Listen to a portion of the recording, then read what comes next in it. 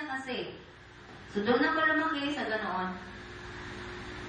Ngayon naunawaan ko, yung aking ninuno, dapat ka madasali naman talaga. Pero ang galing bumuka ng bibig niya kapag galing siya sa tao. May ganun din pa. Anong ibig sabihin nun? Yung sobrang galit niya, tinutuldukan niya na, sige. Pero napakamadasali niya. Sa totoo lang, 3 a.m. Habang nag-iinit ng tubig, nagsasain ng almusal. Bumubuka ng bibig niya. Kumakain na siya ng salita ng Diyos, Our Father, or Holy Rosary, alam ko. Ginagawa din niya yan.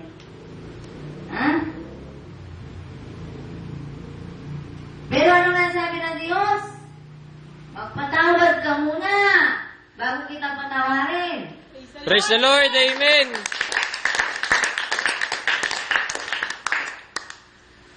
Kaya ang mga bagong Kristiyano, kasi marami nagsasabing Kristiyano, kasi nga, dahil kay Jesus, di ba? Kaya tinawag na Kristiyano. Ang problema, ang tunay na Kristiyano, dapat gagawin mo kung ano yung pinagagawa ng Diyos sa iyo. Yun ang tunay na pagiging Kristiyano. Si Jesus ay para sa lahat, kaya kung meron kang makitang tao sa labas na hindi sa tingin mo ay parang isang linggo lang hindi kumakain, hindi mo na kailangan lapitan niya, ikaw na ang lumapit at magbigay ka kung ano yung gusto mong ibigay sa kanya. Praise the Lord. Amen. Yan ang tunay na pagiging Kristiyano. Kapag si Jesus ay hindi mo pinuntahan para bumaba sa lupa, si Jesus ang galing sa itaas at bumaba sa lupa para sa iyo. Praise the Lord. Amen. Yan ang Kristiyanong totoo. Hindi yung usan ng panalangin at pagkatapos yung kapitbahay na kaaway. Mula nung pagkabata hanggang ngayon, uugod-ugod na kaaway pa rin. Bakit pagkabata? Kasi family, ang magulang niya ang kaaway, namanan niya yung away na yun. Sabi nga, ay di ba? Isang buwig. Parang ang langgam yan. Pag punasan niya isa, nandun lahat. Kiaway na magulang, damay ang mga anak. Namatay na yung magulang, pinamana yung away na yun. Diba? Nakakalungkot isipin. Pero, every Sunday nasa simbahan. Umaattend pa ng mga seremonya ginagawa tuwing mahal na araw. Makakalungkot, yun yung lumang Kristiyano. Ang bagong Kristiyano, malalaman mo, makakapagpatawad yan kahit gaano kasakit ang ginawa sa kanya. Praise the Lord. Amen.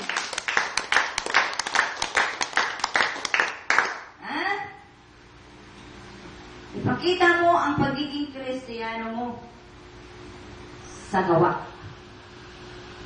Kapag kaya ka nga tinawag ng Kristiyano, may faith ka kay Jesus. Praise the Lord. Amen. Pero faith without action is dead.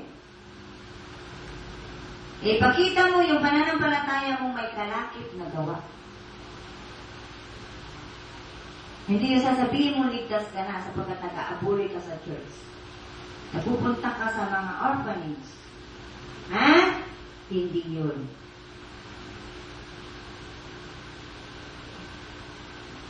Pero hindi masama yun pagpunta mo doon. Kasi kung may faith ka at ginagawa mo yun, buo ang faith mo. Praise the Lord. Amen. Kaya kahit sa mga buhay na nasa middle class lang, o sabihin na natin, nandun ka mga sa baba. Baba.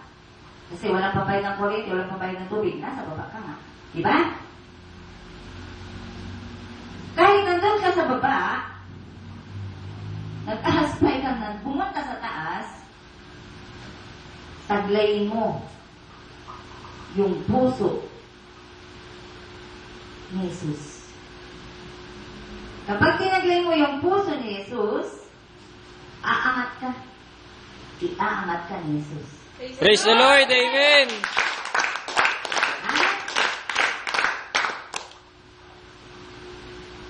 Mahirap yata ito Wala na nga kayo pang pansaing May nangungutang pa. Paano kung yung test sa'yo? Hindi ka makapasa dun.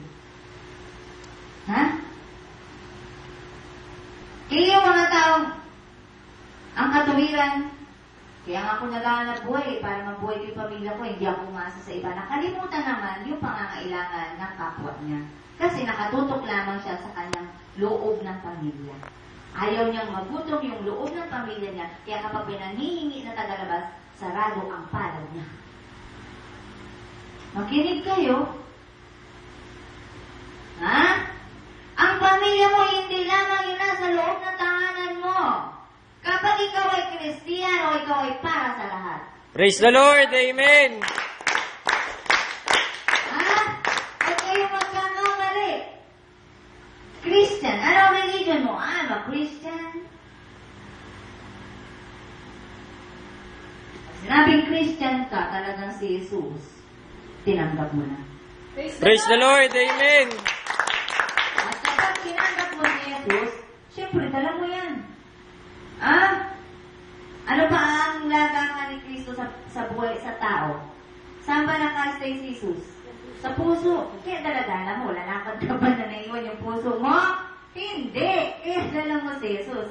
Amen? Praise the Lord. Amen. Sa totoo lang, patay kasi yung pananampalataya na nakakabis na natin eh. Ha? Napakaliwanag sa Biblia ng sino man nananalig kay Jesus ay makagagawa ng mga ginagawa niya. Ano sabi ni Jesus? Ang nananalig sa akin ay makagagawa ng mga ginagawa ko at higit pa rito sapagkat pupunta na ako sa Ama. Praise the Lord. Amen. Po, mga pananampalatayang tulog. Gisingin natin ang ating mga sarili. Tayo ay makagagawa ng mga ginagawa ni Jesus at higit pa roon, yun ay sinabi ni Jesus. Sapagkat si Jesus ay pupunta na nga sa Ama bago siya mapako sa cross, binitawan niya yung salitang niya. Praise the Lord. Amen. Mahirap po bang unawain? Oo, mahirap sapagkat kung madali, marami sana ngayong buhay ang faith. Teka po, magulo yata, ano?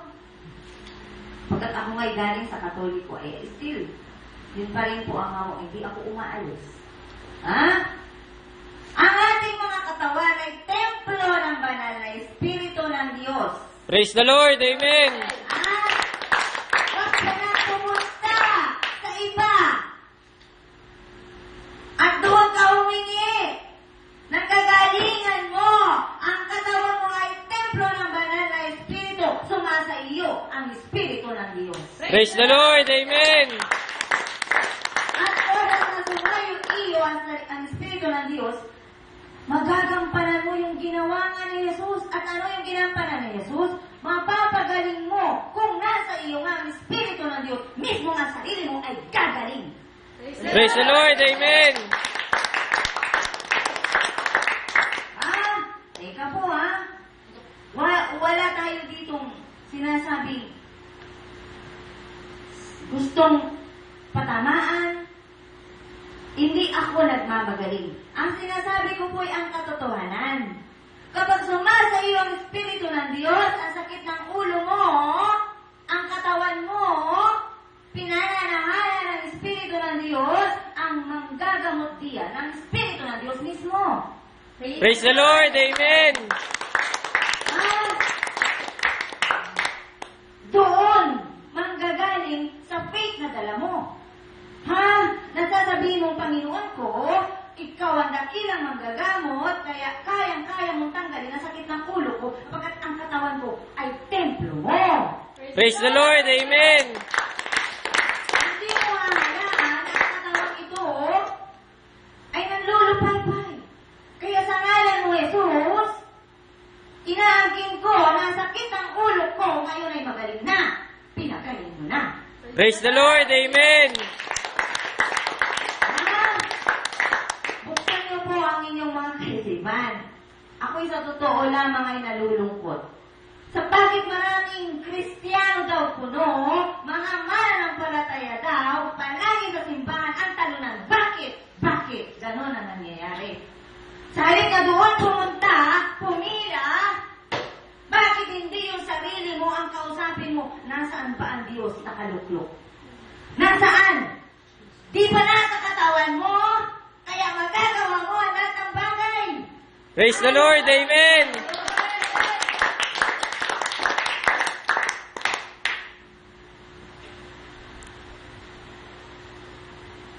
Makinig kayo. Ang pinag-uusapan po dito ay salita ng Diyos. Panibagong buhay kasama si Jesus. Kapag kasama mo na si Jesus, huwag ka nang pumila doon sa kung ano yung pinipilahan na yun para humingi ng kagalingan doon. Nasa iyo ang Espiritu ng Diyos na magpapagaling sa karamdaman mo. Praise the Lord. Amen. Kung hindi kayo gumagaling sa karamdaman niya, may kadahilanan. Ha? Huwag kayong malungkot. Di ba yung mamatay ka na nandyan ka sa kasalanan yan, basta ligtas ka sa pananampalatayang tinanggap mo sa Diyos, hindi ka dapat matakot. Praise the Lord. Amen. Kung ang karamdaman mo yan ang magiging dahilan ng kaligtasan mo, para manatili kang nasa baba at tumatawag at tumahawak sa Diyos, mapasalamat ka na sa Diyos. Praise the Lord. Amen. Ano yung nalakas ang katawan mo? Na ginamit mo naman sa kasalanan. Ha? Ginamit mo at nagpasasa ka nung iyong kabataan. Hindi mo na kailangang angkinin pa o taglayin pa o hingin pa yan na mabalik ka sa kalakasan yan. Baka mangalib ka pa, bumalik ka pa sa kasalanan. Naiintindihan niyo ba ako? Kung tinawag ka ng Diyos sa gawain ito at mahina ka, may karamdaman ka, huwag mo lang isipin gumaling ka, hayaan mo ang Diyos ang kumilos sa buhay mo. Praise the Lord. Amen. Baka magulat ka na lang isang araw. Sobrang lakas. Higit sa dati, taglay mo. Ngayon. Praise the Lord! Amen! Naiintindihan niyo. Huwag kayong magagalit kung kayo ay nasadlak na sa pananampalatayang kinagisnan. Kinagisnan ko rin yan. Subalit ang katotohanan ng Diyos ay kumikilos, ang kanyang hiwaga at kapangyarihan ay kumikilos sa mga taong buhay ang faith. Praise the Lord. Amen. Buhay!